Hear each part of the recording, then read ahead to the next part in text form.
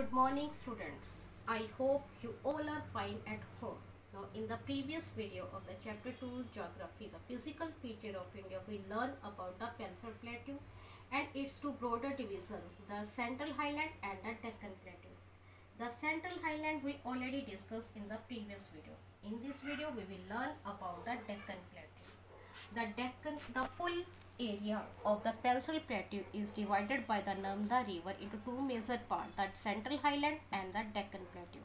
Which part lies in the north of the Narmada River, that is known as Central Highland, and which part lies in the south of the Narmada River, that known as a Deccan Plateau. The Deccan Plateau is a triangular landmass. The Satpura Range flanks its base in the north. It means the Satpura Range make the northern border of the Deccan Plateau. The Satpura Range in the south part of the Narmada River, but in the Deccan Plateau it lies in the northern part. So that's why the Satpura Range make its northern border. The next feature of the Deccan Plateau is the Mahadev, the Kumeru and the Mekali Range form its easternward extension. Means the Deccan Plateau's eastern border is the Mahadev, the Kumeru and the Mekali hills are there.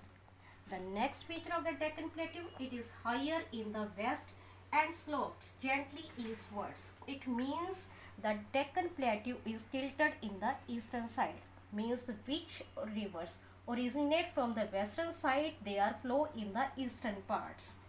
The next feature of the Deccan Plateau is its northeast extension is a Kirby Economic Plateau. It means the Deccan Plateau is separated by a fold from the Chota Nagpurs.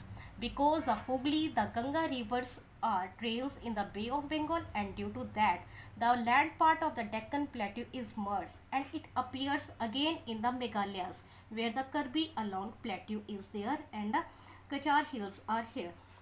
The next feature, the prominent hill range from the west to east are the Garo, the Khasi and the Jaintia hills. Means the west to east hills are the Garo, Khasi and the Jaintia that covers the northern eastern part where the Meghalaya is there.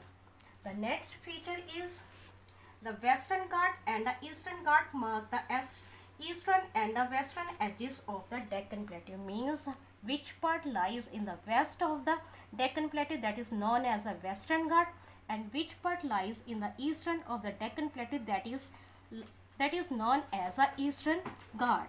But these are not only the Ghats, they have some important features. About them we will learn by differentiate them.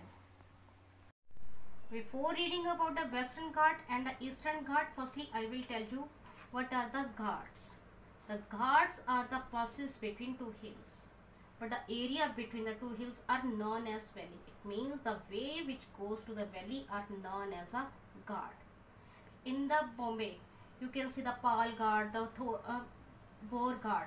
That lies in the Western Ghats. Now, what are the Western Ghats? Western Ghats run parallel to the western coast and form the western boundary of the Deccan Plateau.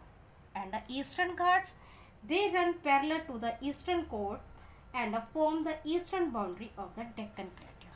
The next feature of the Western Ghat is they are continuous and can be crossed through the passes. It means those hill ranges are going in the Western Ghat, they are continuous. It means very less gap between them.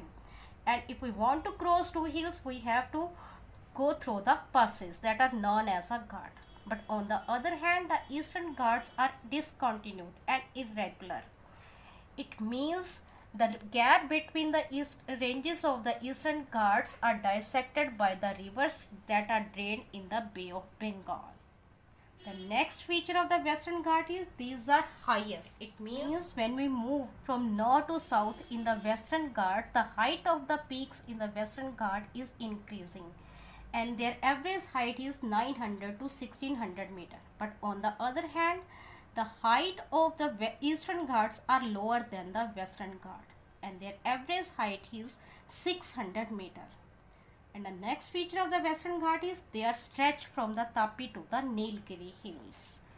And Eastern Ghats, they are stretched from the Mahanadi valley to the Nilgiri hills. Means both Western and the Eastern Ghats are joined together at the Nilgiri hills.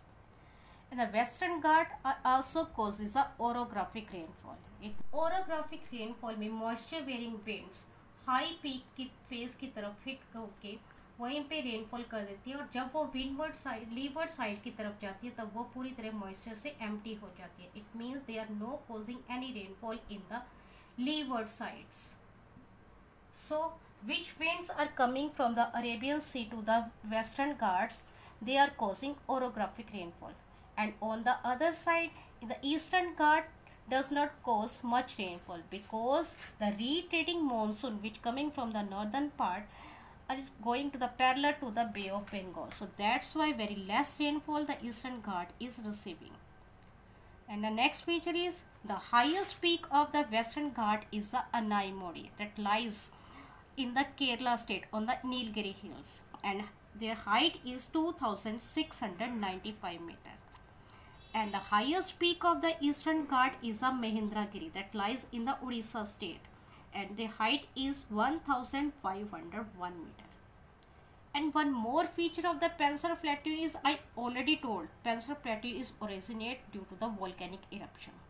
So that's why the Deccan Plateau strap is formed by the black soils. It means जो soil Deccan parts में मिलते हैं that is known as a black soil.